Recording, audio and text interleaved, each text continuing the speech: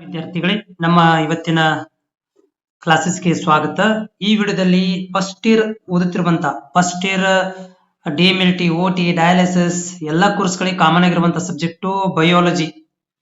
So ಈ ಒಂದು biology ಒಳಗಡೆ ನಾನು ಈಗಾಗಲೇ ಏನ್ ಮಾಡ್ತಾ ಇದ್ದೀನಪ್ಪ ಅಂದ್ರೆ ಫಿಸಿಕ್ಸ್ ಮತ್ತು ಕೆಮಿಸ್ಟ್ರಿ ರಿಪೀಟ್ ಆಗಿರುವಂತಹ ಕ್ವಶನ್ ಗಳನ್ನ ಡಿಸ್ಕಷನ್ ಮಾಡಿದ್ದೀನಿ, ಹೋಗಿ ನೋಡ್ಕೊಳ್ಬಹುದು.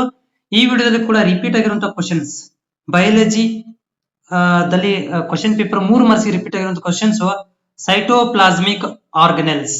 ಸೊ ಸೈಟೋಪ್ಲಾಸ್ಮಿಕ್ ಆರ್ಗನೆಲ್ಸ್ ಅಂದ್ರೆ ಏನು ಅನ್ನೋದ್ರ ಬಗ್ಗೆ ಮಾಹಿತಿನ ಕೊಡ್ತೇನೆ. ಸೊ ನೋಡಿ, ಸೈಟೋಪ್ಲಾಸ್ಮಿಕ್ ಆರ್ಗನೆಲ್ಸ್ ಹಂಗಂದ್ರೆ ಏನು? These are the cytoplasmic organelles are the little organs.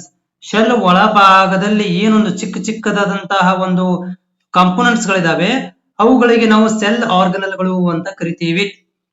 So these are the little organelles, ಇವುಗಳಿಗೆ ನಾವು ಲಿಟಲ್ ಆರ್ಗನ್ಸ್ ಅಂತ ಕರಿತೀವಿ.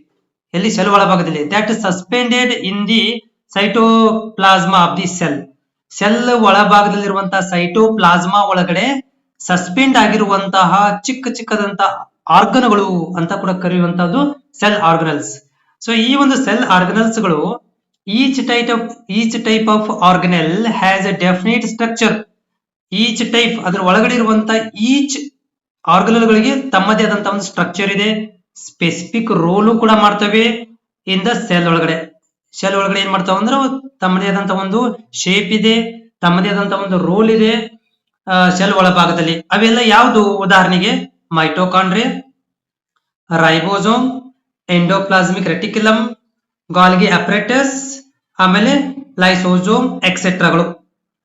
ಇಷ್ಟು ಬರೆದ್ರೆ ನಿಮ್ಗೆ 3 ಮಾರ್ಕ್ಸ್. ಸೆಲ್ ಆರ್ಗನೆಲ್ಸ್ ಅಂದ್ರೆ ಏನು ಅಂತ ಒಂದು ಕ್ವಶನ್ ಕೂಡ ಇದೆ ನಿಮ್ಗೆ, ಅವಾಗ ಇಷ್ಟು ನೀವು ಬರೀಬೇಕಾಗತ್ತೆ.